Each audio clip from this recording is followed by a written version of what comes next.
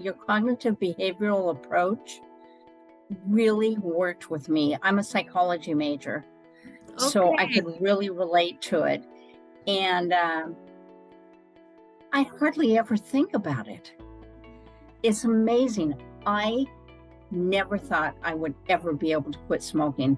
I've quit drinking, I quit drugs, Congratulations. but I could not quit smoking. And then I found you, Nazia, and I can't thank you enough. It's given me a new life.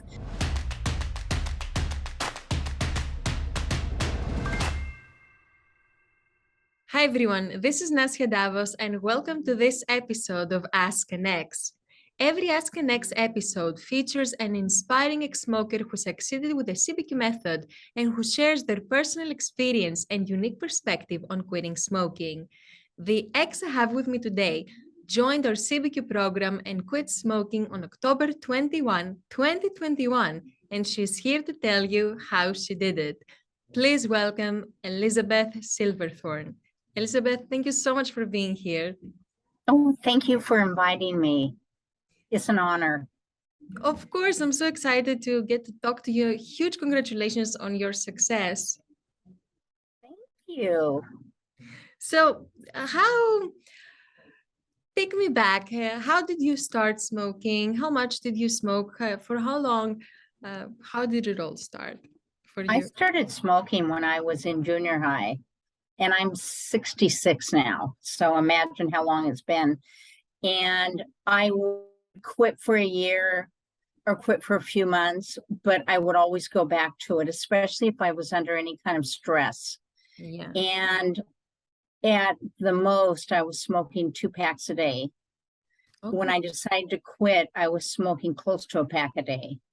Okay, so you've had quite a journey with lots of ups and downs and many attempts. So how many times did you try to quit before? Oh, I've lost count. Probably about 8 or 10 times. Really? You know, I remember I think in an email or in a Facebook post, you said that in one of your quit attempts, you put on 30 pounds and you white knuckled and you used willpower the entire time. And then you went back to smoking. Can you tell me what happened then and how was this time different for you? Well, as you said, I was white knuckling it. And instead of smoking, I would eat or drink alcohol. Yeah. And I always went back to smoking, but I continued the same eating habits that I had when I had stopped smoking. But this is so much different. How? I don't crave the cigarettes. I don't miss them. In your videos, you taught me how to really accept cigarettes for what they were. They were disgusting. They were bad for my health. And when you'd say that when I take the first drag, yeah, it wasn't the cigarettes, it was the oxygen I was taking in. Yeah. So it was all a con job by the cigarette makers. Well said. And I didn't even wait till the last day that I was supposed to quit on the 22nd. But on the 21st, I said, I'm done. I've had it. Wow. I wanted to quit so badly. And keeping track and being able to gradually cut back to 1 and then to 0 was an awesome way to do it. But your cognitive behavioral approach really worked with me. I'm a psychology major, so I could really relate to it. And I hardly ever think about it. It's amazing. I never thought I would ever be able to quit smoking. I've quit drinking, I quit drugs. Congratulations. But I could not quit smoking. And then I found you, Nazia, and I can't thank you enough. It's given me a new life. I was afraid I would catch COVID and that I would die because I didn't think I would survive it. This was before the vaccinations came out. That's And it was a scary fear I thought, had daily. Yeah, it was a horrible thought. really. Yeah, but you didn't catch it, and not only that, you're much healthier, right? Oh, much healthier. How has your I'm health improved? I'm not coughing. I Okay. coughed all the time. I was always clearing my throat. Yeah. I was out of breath when I climbed stairs if I was carrying like some groceries or something. Yeah. My chest doesn't hurt. Smoking is so bad. It was so bad for me. And I wanted to quit for so many years. And when I finally did, I felt like I was liberated from a prison. That's amazing to hear. And I think it's so important because it didn't happen by accident. You worked hard for it. And also you've made past quit attempts that were nothing like that. So you know the difference. You know how it's like to struggle. What do you think helped you in the program or clicked with you that allowed you to take this step and change your mindset completely about smoking? You changed my attitude towards smoking, Okay. that cigarettes were not my friend, and that you told me that I was not born addicted to cigarettes. That really stuck with me. I Yeah. connected with that. And at the end of every video, you'd say, choose freedom. And I didn't know what that meant in the beginning, but I sure do now. I feel liberated. It's a bit weird at the beginning to hear choose freedom, like what is she talking about? But when you experience it, you know how it's like. It's great. I love being a non-smoker. It feels like I never smoked before. In what way? My mind, my attitude. Okay. I don't miss it. I don't want it. I don't need it. And I'm not worried about relapsing because I hate smoking. I hate what it does to me, what it did to me, and how it made me feel. I was embarrassed I was ashamed of it. I wouldn't smoke in public, and I would go out in the rain, in the snow to have a cigarette. I mean, how crazy is that? Yeah. And my whole attitude has changed. And when someone is smoking, I can smell it immediately. It's so strong. And it's a big turn off. Yeah. And and it's great to feel so free and so that you've made up your mind about it, that it feels like as if you never smoked. I want to ask you something that I think a lot of people will relate to. How do you forgive yourself or make peace with the fact that you allowed something, or that this friend that used to trick you for so many decades, how do you make peace with that? Because I think it's important. Tell me if you agree to be able to let go, you have to forgive the past version of yourself for having made the decisions that she thought were best at the time. Mhm. I see it as a great achievement. And I'm very, very proud of myself because I never thought I would quit. It was a love-hate relationship. I hated smoking, but I didn't think I would ever be able to give it up. And once I did, I was so proud of myself, and I still am, and my family is too, Of course. because none of them are smokers. So they And understand. I didn't realize how much I smelled like cigarettes until I was around someone who smokes. And I thought I was conning everybody, with the perfume and the gum. No way. Everybody was on to me. The only one I was fooling was myself, Yeah, yeah, I see but that. I've totally forgiven myself. I'm just proud. I'm proud of myself for doing it. And you should be. It is a huge achievement. And you said you've quit alcohol, you've quit drugs. So this was the one thing left to conquer. And you did it. You did that too. I had a friend once who Yeah. was able to kick heroin, but he could not kick cigarettes. Wow. Yeah. And that says a lot about how addictive they are. But you changed the way I approached it, the way I thought about it, and I can't thank you enough. You saved my life. You really did. I feel humbled by what you're saying, but I'm so grateful I was able to give you the tools to change your mind, but you did the work. And I remember very well when you were going through the program and a bit after that you were emailing, so you were going back at it. You really committed to the process, and I cannot stress how important this is.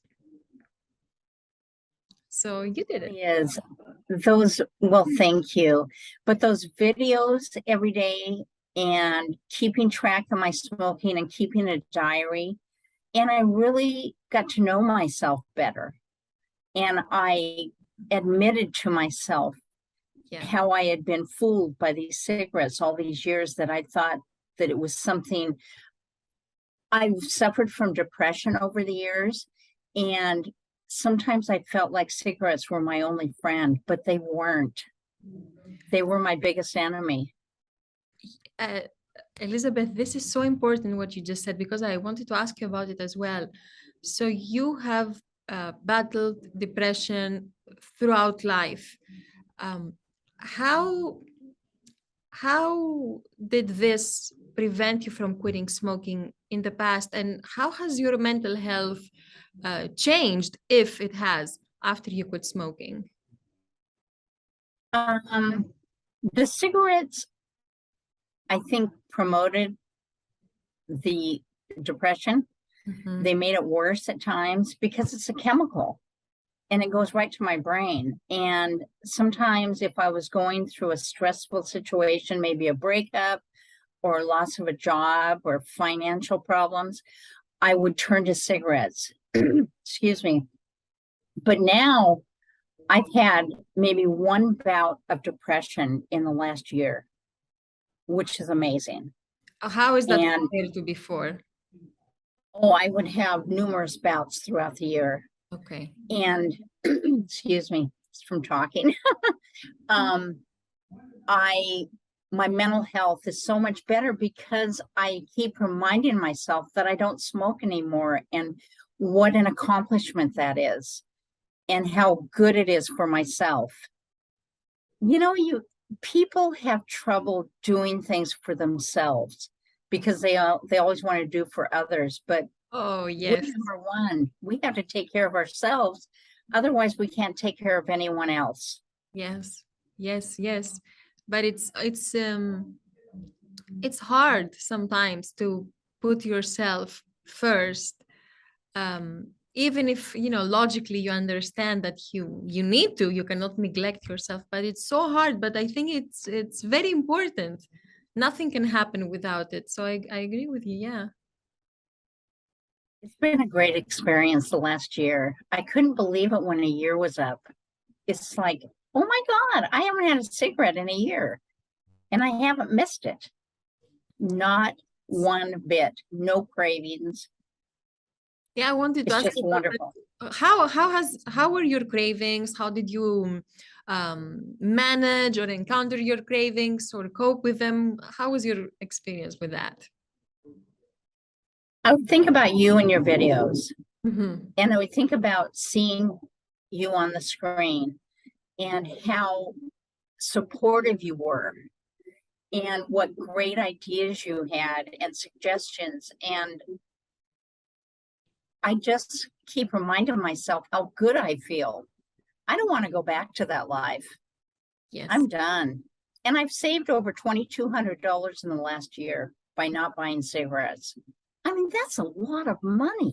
Yes. Yes. That's a house payment. Yes. Yes. And it's something that was not spent on cigarettes to smoke it up in the air, you know. Can I be know. It allocated was like, to fun stuff. Yeah. yeah. It's just wonderful. And I hope that I can inspire other people to take this program because it works. It worked for me. And if it can work for me, it can work for anybody because I was a tough case. Well, thank you for sharing that. I really appreciate it, and tell me, let's talk about the weight gain because you nailed it from that perspective as well. So in the past, you gained weight in that good attempt. This time, you said you didn't replace smoking with you didn't replace nicotine with food. Right. What helped you? How was your? Tell me a bit more about this because I cannot tell you how many times people worry about weight gain, and I understand, but I'd love to hear what is your take on this and Well, experience. I did put on a couple pounds, but I thought, you know what? If I had cancer from smoking, I'd lose a bunch of weight. So this doesn't bother me.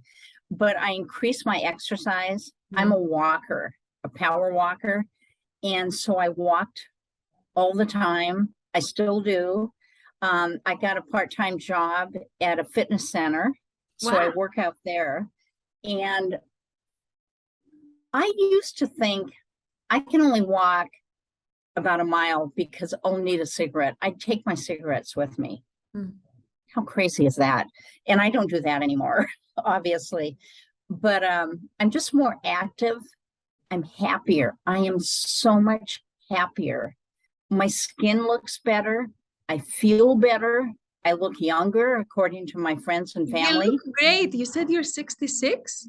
Yes. Wow.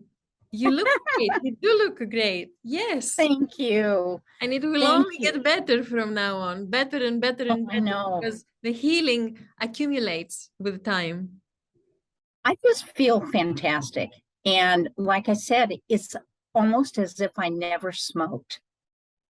And there's no looking back. Your program is amazing. And I have told so many people about it. I've even told my therapist about it. Oh, wow. Thank you so much. Oh my gosh. It's just, I can't believe that I quit smoking. And I owe it all to you and my efforts too, but I couldn't have done it without you. Exactly. I think it was a great match that you found this program. It resonated with you so much, and you applied it all and you did it. So you said you liked the program. What was your favorite part of it?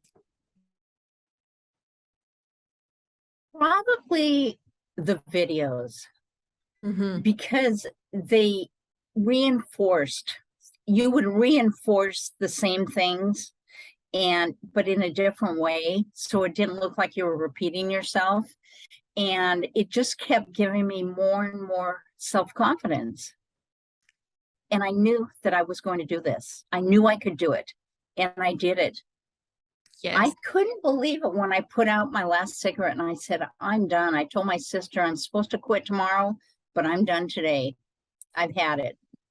It was a great day. Yes, and it apparently it had a ripple effect that is making you feel excited and proud even today. And it is supposed to be like that. And I am so happy to hear that you're feeling great in every way because you quit smoking. It's amazing. The program is amazing. Thank you so much, Nazia. You're welcome. You're welcome. My pleasure. Thank you so much for trusting the program and for sharing it with your therapist, with friends, and for saying this these kind words about it to inspire other people. It's much appreciated. I hope it does inspire others because it is so worth it. The program paid for itself in 3 months. Because, well, that's quickly. And it is an investment in yourself, though. So, Well, I have a boyfriend and he hated it when I smoked. really, And he looked so sad and so worried that I couldn't not quit. And I thought I'd do it for him, but I ended up doing it for myself. And it's the greatest gift I've ever given to myself. yeah. And him as a consequence of it, right? Yes. Oh, he's so happy. Yeah, yeah. But it has to start with you. You're right. You're right.